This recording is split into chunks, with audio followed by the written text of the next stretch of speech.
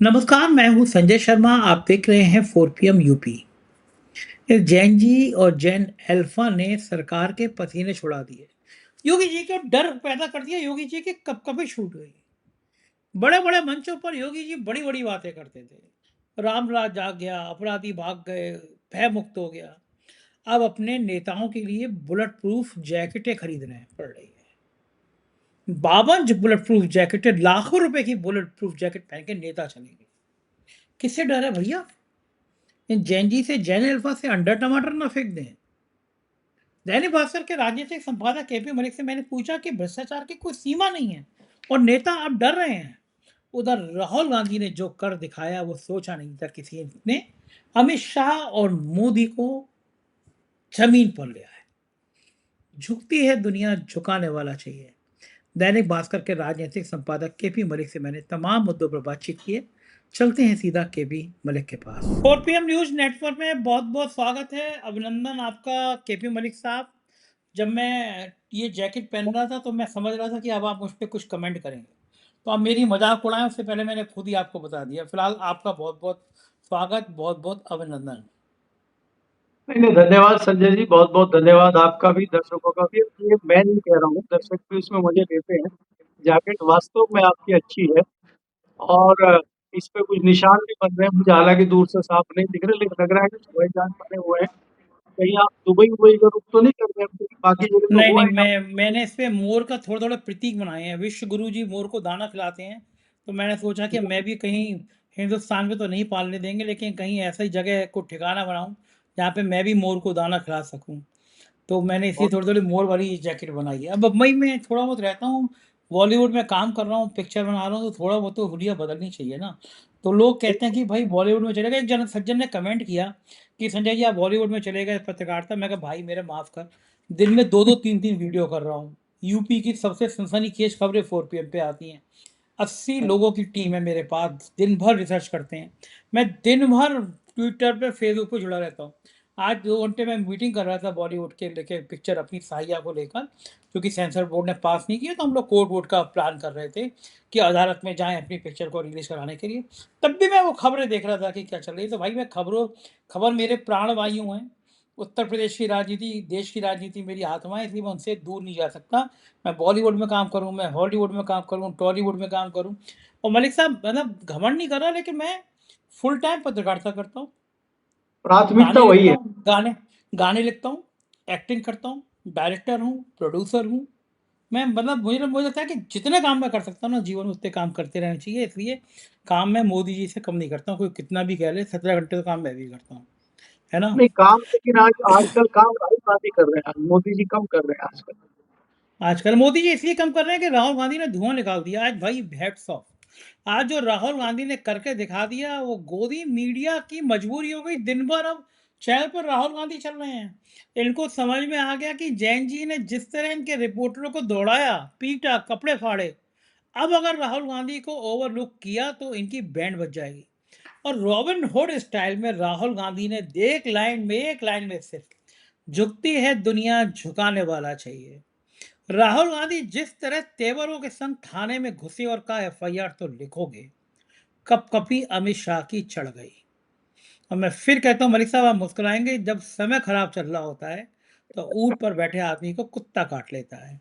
अमित शाह जी को तो कुत्ते ने काट लिया। राहुल गांधी के तेवरों से अमित शाह की दिल्ली पुलिस की कपकपी चढ़ गई। 8 घंटे मशक्कत पड़ी, लेकिन एफआईआर करनी पड़ी। जो अमित शाह पार्लियामेंट से भाग रहे थे, जो बयान नहीं दे रहे थे कि गोली चली, आखिर में एक एफआईआर दर्ज हो ही गई। सुप्रीम कोर्ट कहता है कि व्हाट्सएप कर दीजिए, मेल कर दीजिए, एफआईआर दर्ज हो जाएगी। लेकिन नेता प्रतिपक्ष को थाने में जम के बैठना पड़ा। कहना पड़ा अगर एफआईआर नहीं होगे तो मामला आर या पार। तब एफआईआर हुई। राहुल गांधी के इन तेवरों ने विपक्ष में जान डाल दी। और मुझे कहने में कोई संकोच नहीं है कि बहुत जल्दी इंडिया गठबंधन को अब राहुल गांधी को ही संयोजक बना देना चाहिए। राहुल गांधी का जो जज्बा है, जो हौसला है, जो नौजवानों के संग लड़ाई लड़ने की ताकत है, उसने अब नौजवानों के बीच भी राहुल गांधी को अपना दीवाना बना दिया है। अकेला बंदा वो है जिसको पप्पू साबित करने में हजारों करोड़ रुपए खर्च हो गए, लेकिन राहुल गांधी ने दिखा दिया कि मोदी और शाह को पसीने कैसे छुड़ाए जाते हैं, पानी कैसे पिलाया जाता है। पूरे घटनाक्रम पे चूँकि आप दिल्ली के बहुत करीब हैं और मैं तो बॉम्बे में हूँ, लेकिन आप दिल्ली में इस पूरे घटनाक्रम को आज दिन भर बहुत करीब से देखते रहे, तो मुझे बताइए, किसी ने सोचा था कि नेता प्रतिपक्ष जाएगा और इन तेवरों के संग जाएगा कि सरकार के पसीने छूट जाएँगे? नहीं, देखिए संजय जी, इसमें 2-3 चीज़ें हैं। पहली बात तो ये है कि जिस प्रकार से पुलिस की बात आप कर रहे हैं कि भई पुलिस एफआईआर नहीं करती है, आसानी से बड़ी मशक्कत करनी पड़ती है।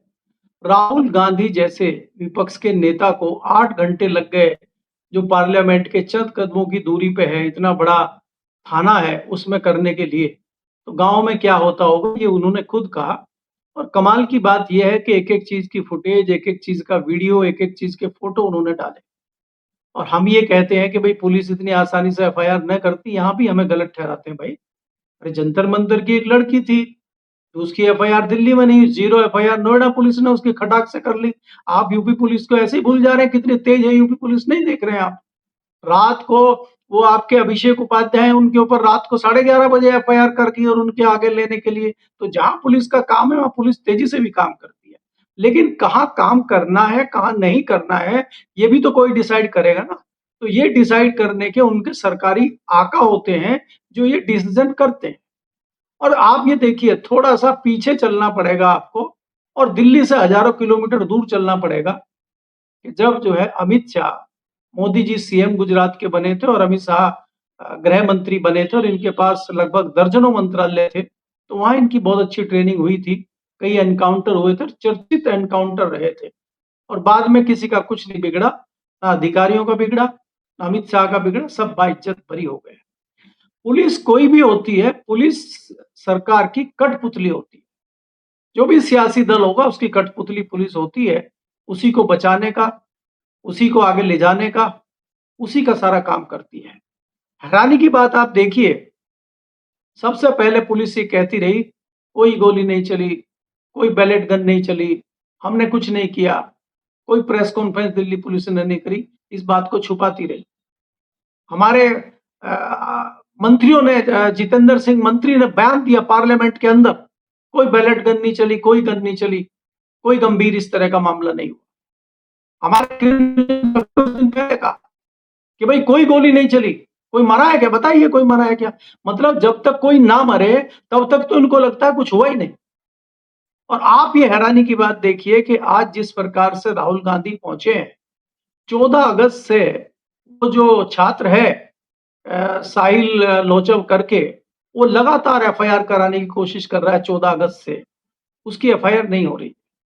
और एक एफआईआर, 0 एफआईआर वो उस बालिका पे हो जाती है और उसको कहा जाता है कि इन्होंने मोदी जी के खिलाफ अपशब्द कहे, उस पर 0 एफआईआर तुरंत हो गई, उसको कहीं नहीं जाना पड़ा।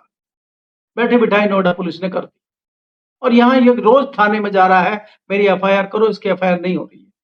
और आज जब राहुल गांधी पहुंचे हैं, देखिए पुलिस का करिश्मा, पुलिस कहती है साहब ये कोर्ट के विचाराधीन है और कोर्ट ने कमेटी बना दी है। अरे कोर्ट ने तो कल ही तो कमेटी बनाई है, ये तो 14 से घूम रहा है, ये तो 1 महीना पुराना मामला है।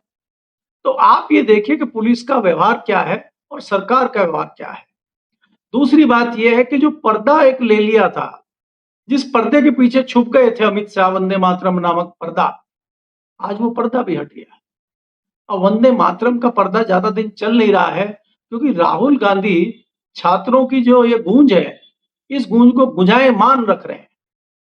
अब ये छात्र, आज तो थाना था कि भाई आज संसद मार्ग थाने और कल पुणे, आज थाने कल पुणे, तो कल यही छात्रों की गूंज जो है पुणे में होगी। तो राहुल गांधी ने जिस प्रकार से घुमाया है और ये अमित शाह जी की जो पूंछ उनके हाथ में आ गई है, जो कमजोरी उनके हाथ में आ गई है, राहुल गांधी उसका मजा ले रहे हैं। आप ये देखिए कितना इजी सारी चीजें, सारे विजुअल हैं, हमने दिन भर उसी को फॉलो किया चीजों को। कई सारे चैनलों को मजबूर होकर राहुल गांधी को, कांग्रेस के तमाम नेताओं को जो उनके साथ गए थे, प्रियंका गांधी थी वहां पे, बहुत सारे दूसरे नेता थे कांग्रेस के, सबको कवर करना पड़ा, दिखाना पड़ा और भीड़ को जगह-जगह रोक दिया गया संजय जी। राहुल गांधी ने जो पैंतरा शुरू किया है कि खबरें लीक ना हो जाए, कुछ पता ना लग जाए, ये दूसरी घटना है राहुल गांधी की। पहली घटना प्रधानमंत्री के घर के बाहर पहुंच गए थे, एकाकी और बैठ गए थे वहां जाके धरना शुरू। उसके बाद आज उसी पैटर्न पे ये हुआ कि ये संसद मार्ग थाने पहुंच गए, जबकि एफआईआर कराने ईमानदारी से आराम से मंदिर मार्ग थाने गए थे। और वहां मंदिर मार्ग के एसएचओ ने कहा कि साहब नहीं, अभी हम नहीं कर सकते, ऊपर से आदेश है, फलाना है, आप डीसीपी के पास चले जाइए। तो डीसीपी का ऑफिस संसद मार्ग थाने में है, तो ये डीसीपी के ऑफिस गए और वहां पे भी इनका ये हुआ कि नहीं साहब, ऊपर से आदेश नहीं है, अभी ये है वो है। और आप हैरानी की बात देखिए कि आप 7 साढ़े 7 घंटे के बाद एफआईआर करते हैं। मतलब पूरा दिन आपने जो है राहुल गांधी को दे दिया पूरे मीडिया पे दिखाने के लिए, और कई चैनल को मजबूरी में दिखाना पड़ा कि साहब सब दिखा रहे हैं, हमें भी दिखाना पड़ेगा। और जो सोशल मीडिया है, जो यूट्यूब मीडिया है, जो यूट्यूबर है, उस पर तो छाए हुए हैं। और बहुत सारे लोगों को मेहनत भी नहीं करनी पड़ी, क्योंकि वीडियो भी उपलब्ध करा दिया राहुल गांधी ने, डिटेल भी उपलब्ध करा दी, सबको एफआईआर की कॉपी भी भेज दी, सब ट्विटर पर उपलब्ध है, लीजिए चलाइए धड़ाधड़। कोई ये नहीं भी आप पे केस नहीं ठोकेगा कि हमारी फुटेज चला ली, हमारा फोटो ले लिया, हमारे एक्स से ले लीजिए आप। सब चीज आपको उपलब्ध करा दी। तो मजबूरी में चैनलों को भी उतरना पड़ा और उनको भी लीपापोती करनी पड़ी। अब संजय जी, बात यह है कि जो आप सारी चीजों से बच निकले थे, चाहे वो राम मंदिर का मुद्दा हो, चाहे ये मानसून सेशन का मुद्दा हो, सारे चीजों से बचते बचाते जो वंदे मातरम का आपने पर्दा लगा लिया था, वो पर्दा भी छिन-भिन हो गया। अब वंदे मातरम पे लोगों का ध्यान नहीं है। लोग कह रहे हैं स्कूल बंद कर रहे हैं। आप चीनी महंगी हो रही है, चीनी 50 रुपए की थी, 65 रुपए की हो गई, 30% रेट बढ़ गए एकाएक कुछ दिनों में। इस पे आप कोई बात नहीं कर रहे हैं। ये वंदे मातरम की धुन लगा के बैठे हैं आप। वंदे मातरम तो 1 महीने बाद भी हो जाएगा। वंदे मातरम की याद आपको 12 साल से नहीं आई। एकाएक क्यों वंदे मातरम की याद आ रही है? ये आप एथनॉल लेके आए थे और आप 15-20 रुपए लीटर पेट्रोल दे रहे थे। पेट्रोल 100 रुपए के ऊपर बिक रहा है। ये क्या चल रहा है देश में? अब आपने चीनी का आयात खोल दिया, मजाक देखिए। अब आपने चीनी का आयात खोल दिया, रो शुगर बाहर से आएगी, तो रिफाइनरी है रो की, रो शुगर की जो रिफाइनरी है वो रिफाइंड करके बढ़िया चीनी बना के दे धड़ाधड़ फिर बेचेंगे पूंजीपति। किसान को पैसा नहीं मिल रहा है, उपभोक्ता को चीनी महंगी लेनी पड़ रही है और बीच में माल कोई और पेल रहा है। ये भारतीय जनता पार्टी का काम चल रहा है। और नेता तो आज देखा आपने, भारतीय जनता पार्टी के तमाम विद्वान नेता आ गए बचाव में।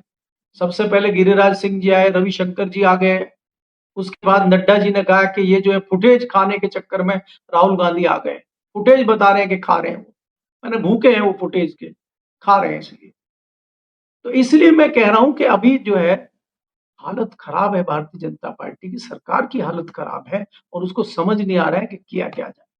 तो परिस्थितियां बहुत गंभीर हैं अभी। अभी तो कल वो पूना जा रहे हैं, देखिए पूना में क्या नया होता है।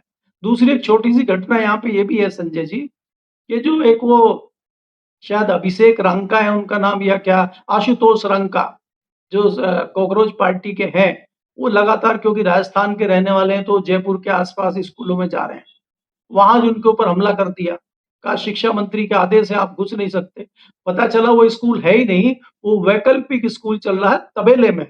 वहां टीन पड़ी हुई है, टीन के बच्चों को पढ़ा रहे हैं। और वहां पे उन्होंने जिस तरह से आरोप लगाया है कि जो स्थानीय विधायक है उसके गुंडों ने आके इनकी पिटाई कर दी। ये हाल चल रहा है देश में। वो कह रहे हैं कि आप वहां तेलंगाना क्यों नहीं जाते, आप झारखंड क्यों नहीं जाते? बोला भाई मैं राजस्थान का हूं, मैं जयपुर में रहता हूं, पहले अपना घर तो ठीक कर लूं मैं, उसके बाद चला जाऊंगा वहां। हम तो गए थे बाकी जगह भी। तो ये हाल है कि ये इस स्तर पे सरकार उतर आई है और सरकार नए नए आदेश जारी कर रहे हैं।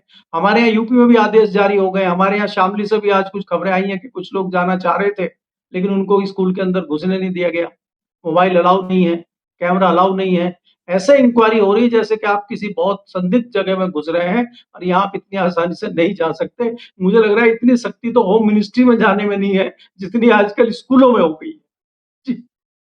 मलिक साहब, राहुल गांधी के इस नए अवतार का इंडिया गठबंधन पर क्या असर पड़ेगा? ममता बनर्जी, अखिलेश यादव, केजरीवाल तो पंजाब के चुनाव के साथ नहीं आएंगे, साउथ के बाकी लीडर्स, क्या राहुल गांधी की लीडरशिप को अब सब मानने को तैयार होंगे? क्या इंडिया गठबंधन एक नई शक्ल में आ सकता है सामने, मजबूती के साथ आ सकता है सामने, या फिर कांग्रेस अकेले चलने का प्लान बनाएगी कि भाई अब राहुल गांधी ताकतवर में हो गए हैं, ताकत में आ गए तो अब एकला चलो रहे? देखिए संजय जी, अगर लोकसभा चुनाव के हिसाब से आप देखते हैं, दिल्ली के हिसाब से आप देखते हैं, इसमें कोई दो राय नहीं है कि गांधी ने पॉलिटिकली बहुत गेन किया है।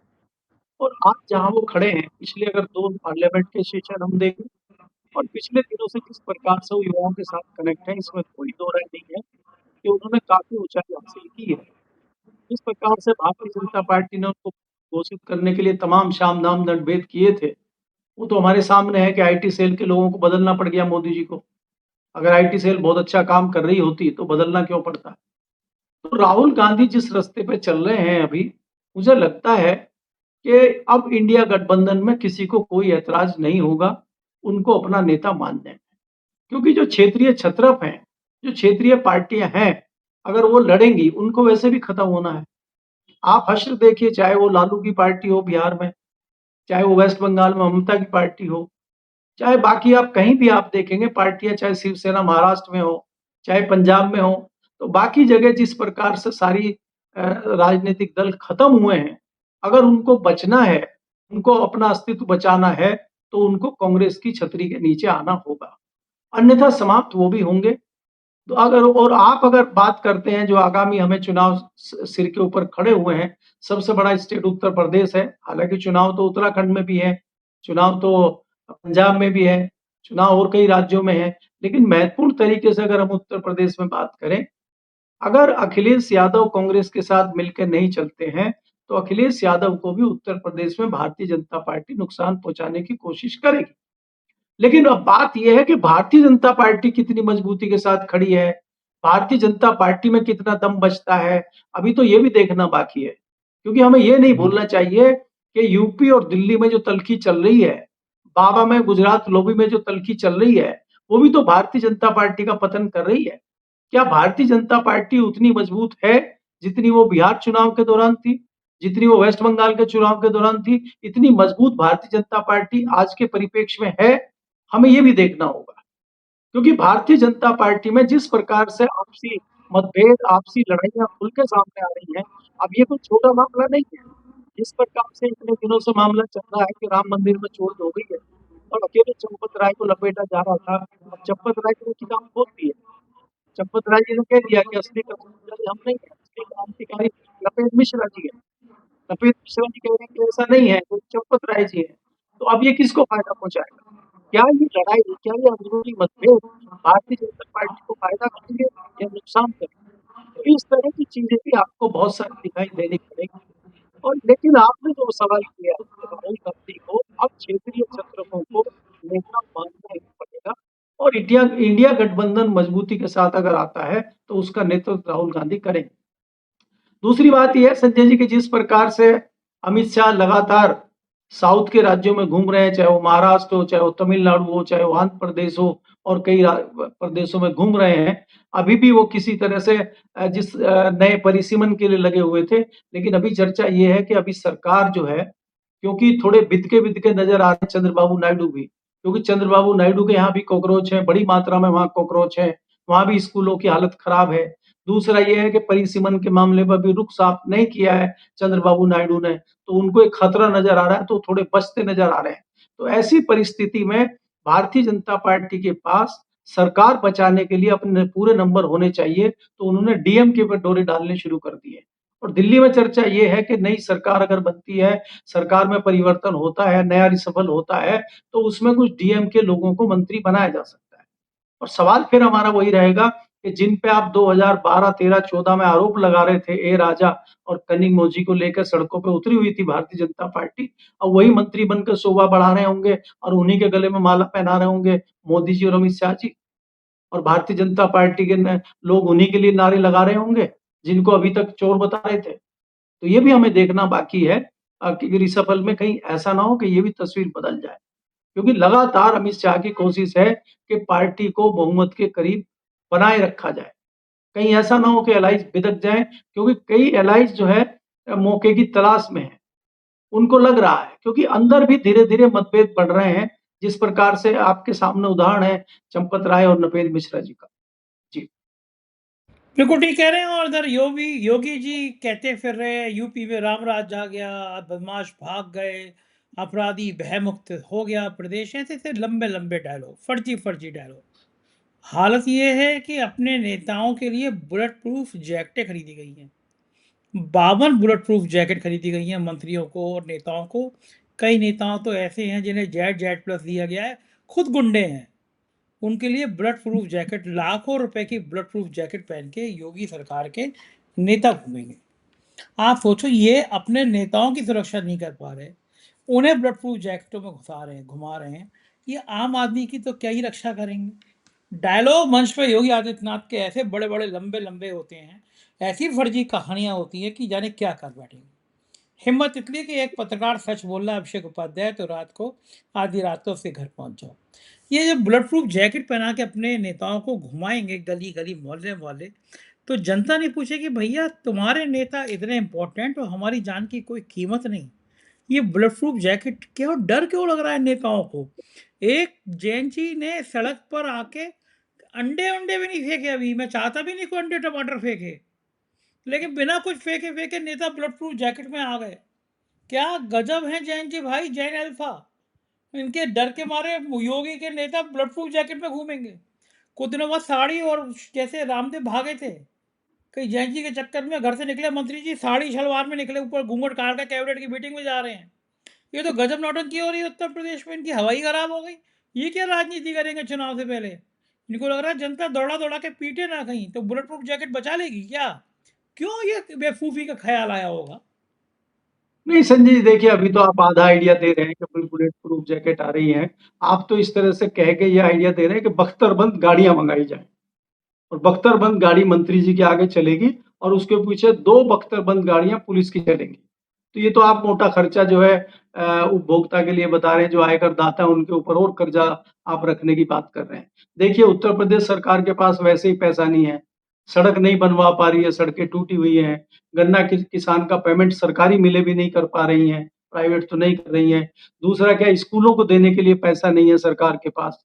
अब सरकार जो है महिलाओं के खाते में 50,000 डाले कि बख्तरबंद गाड़ियाँ खरीदे। अब इसी पर मंथन चल रहा है। तो ये तो बख्तरबंद गाड़ियाँ खरीदनी पड़ेंगी अगर मंत्रियों को भेजना है। आप तो ये उत्तर प्रदेश के मंत्रियों की बात कर रहे हैं, आपको शायद केंद्र के मंत्रियों को नहीं पता है।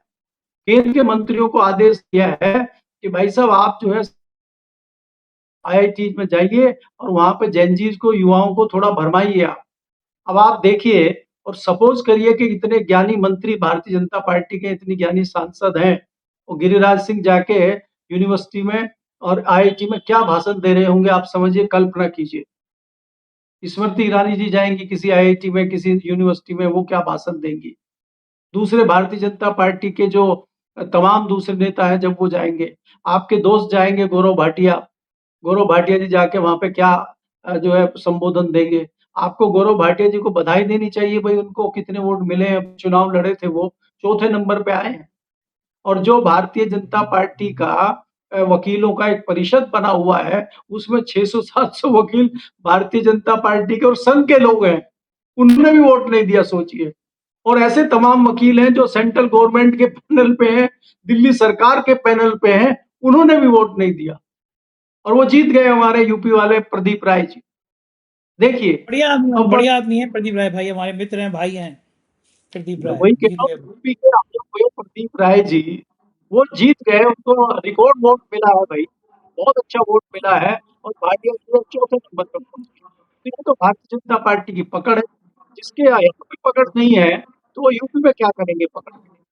तो अब ये इसकी चीज़ें धीरे-धीरे सामने आने लगी हैं। अब आप ये सोचिए कि मंत्री जी बुलेट प्रूफ जैकेट पहन के गाँव के स्कूल में जाके, जब जेन ज़ी को पता लगेगा इन्होंने जैकेट बुलेट प्रूफ पहन रखी है, तो वो हो सकता है अंडा पैर पे मारें या मुँह पे मारें। मुँह पे तो आप जैकेट पहनेंगे नहीं, तो जहाँ जैकेट पहनी हुई है वहाँ नहीं मारेंगे। वो शाही मुँह पे डालेंगे, वो जूते पे डालेंगे, क्योंकि वो तो जेन ज़ी है। और मैं आपको संजय जी पहले भी कहा कि देखिए जेन जी तो फिर भी पकड़ देता है। जो ये जेन जी अल्फा है, अल्फा वाला है, जेन अल्फा, ये ज़्यादा खतरनाक है। ये सीधा दिल पे वार करता है भाई साहब।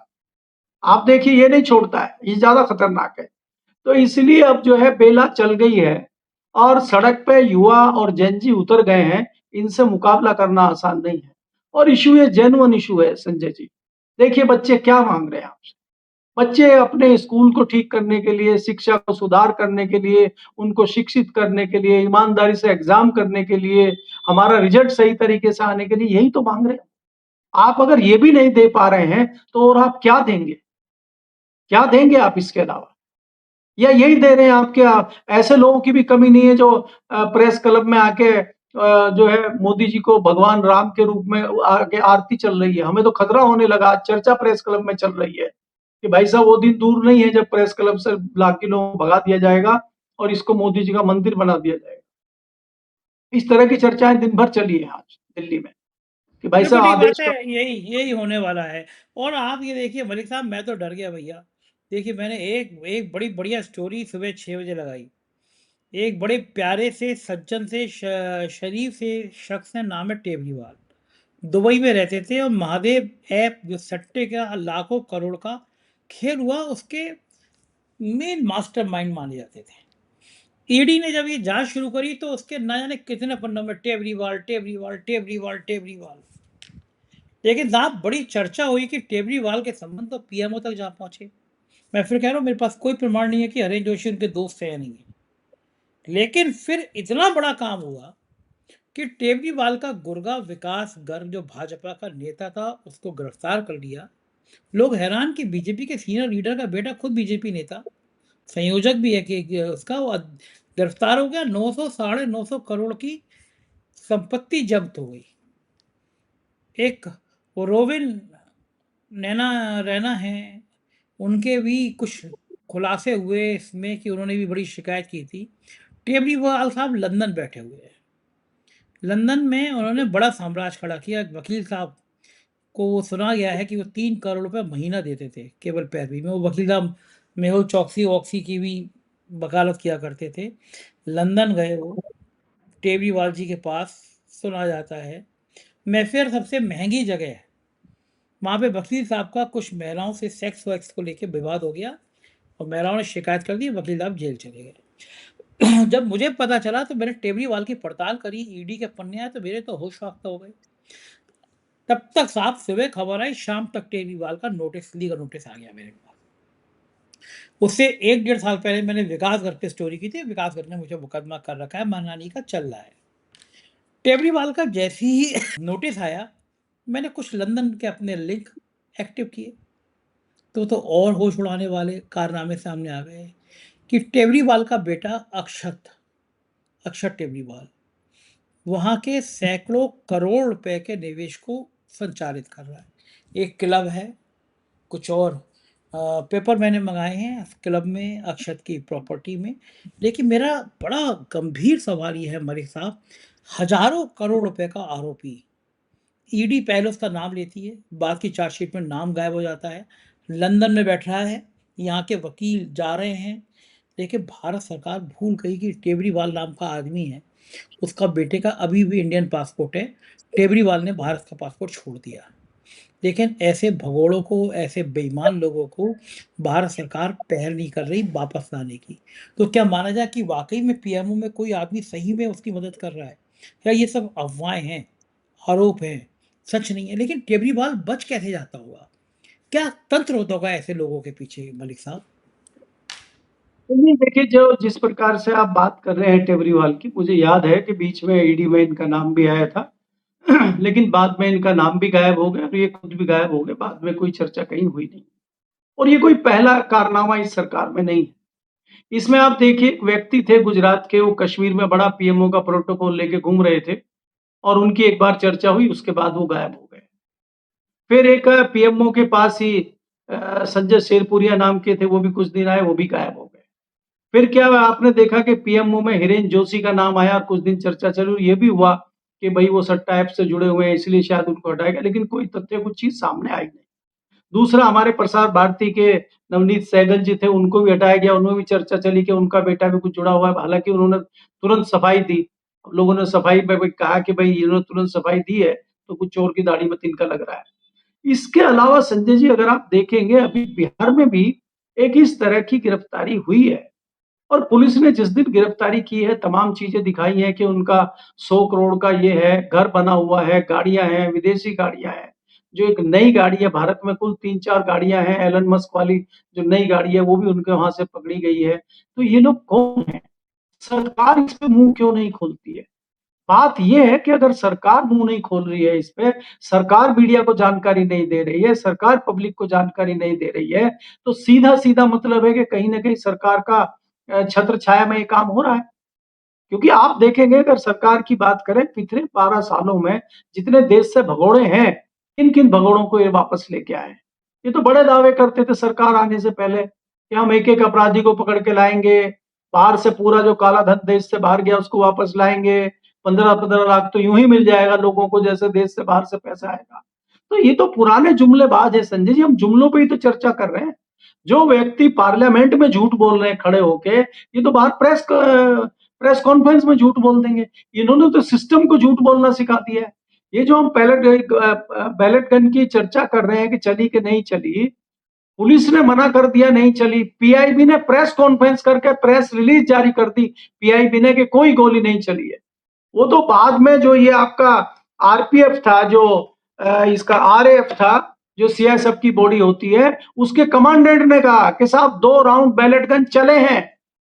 उन्होंने कहा ये बात और बाद में जो आरटीआई लगा के और तथ्य लिए गए हॉस्पिटल से लेडी हार्डिंग जो हॉस्पिटल है उसने 9 लोगों को कहा कि हमारे यहाँ 9 छर्रे लगे हुए बच्चे आए हैं और एक जो है उसने किया आपके सफदरजंग हॉस्पिटल ने, एम्स ने और आरएमएल ने तो रिपोर्ट ही नहीं दी सोचिए। तो ये सरकार और सरकार का जो सिस्टम झूठ बोल रहा है, इसमें कोई दो राय नहीं है कि सरकार की छत्र छाया में ये लोग पनप रहे हैं। भारतीय जनता पार्टी के आदमी हैं, आप खुद कह रहे हैं उन्होंने आपके ऊपर मानहानि का दावा कर दिया है। अपनी सफाई नहीं दी है उन्होंने प्रेस कॉन्फ्रेंस करके। 950 करोड़ का मामला है। तो ये भारतीय जनता पार्टी के जो कारनामे हैं, धीरे-धीरे जनता के सामने आ रहे हैं। और तो इसीलिए मैं आपको कह रहा हूँ ना, आपने जो ज़िक्र किया है, राहुल गांधी की ग्रोथ एकाएक क्यों हो रही है? कि वो दबंगई से जिस प्रकार से आवाज उठा रहे हैं, ये सब टेबल के नीचे छुपे जा रहे हैं। इनके पास सफाई देने के लिए कुछ नहीं था। इसीलिए वंदे मातरम नामक पर्दा लेके आए थे। उस पर्दे में भी छेद होते हुए दिखाई दे रहे हैं क्योंकि छर्रे उसमें भी आर-पार हो गए। तो छर्रे बड़े खतरनाक निकल रहे हैं संजय जी आजकल। तो ऐसा ना हो कि छर्रे दुबई होते हुए लंदन पहुँच जाएँ। जी। बिल्कुल ठीक कह रहे हैं। भ्रष्टाचार का आलम भारत की गलियों से दुबई और दुबई से लंदन तक जा पहुंचा। नाम पता नहीं क्यों पीएमओ का आ रहा है। सच्चाई अल्लाह जाने, ईश्वर जाने। बहुत बहुत शुक्रिया मलिक साहब, आपने बातचीत की, समय दिया। ये थे केपी मलिक जी। पूरी बातचीत आपने सुनी। मेरे को बिल्कुल यकीन है बातचीत तो पसंद आई होगी आपको। सोचिए कि देश की इस व्यवस्था का खुलासा कौन कौन कर रहा है। जो चंद पत्रकार कर रहे हैं उनके पीछे पूरा तंत्र पड़ता है। लेकिन आप साथ दीजिएगा, इतना साथ दीजिएगा, नीचे जॉइन बटन है, उस जॉइन बटन को दबाइएगा। अगर संभव हो सके तो 200 रुपये की हमारी आर्थिक सहायता कीजिएगा। आपकी छोटी सी आर्थिक सहायता हमारे लिए बहुत बड़ा साधन बनेगी। शुक्रिया, थैंक यू।